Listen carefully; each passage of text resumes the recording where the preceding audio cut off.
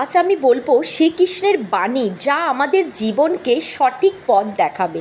তিনি বলেছেন, আমরা যে কর্মই করি না কেন তার ফল আমাদেরই ভোগ করতে হয়, তাই কর্ম করার আগে বিচার করা উচিত। কঠিন সময় আসবে এবং চলে যাবে, তাদের দ্বারা প্রভাবিত না হয়ে সহ্য করতে শেখো।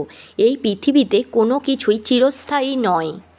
অতীতে কি হয়েছে আর ভবিষ্যতে কি হবে এই নিয়ে চিন্তা করে সময় নষ্ট করো না। যা হয়েছে ভালোর জন্যই হয়েছে, যা হবে ভালোর জন্যই হবে। তুমি নিজের কর্তব্য সঠিকভাবে পালন করে যাও।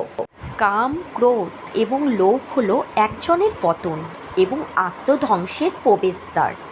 মানুষের জীবনের কার্যত প্রতিটি সমস্যার মূল কারণ এই তিনটি। নিজের ক্ষমতার ওপর কখনো সন্দেহ করো না।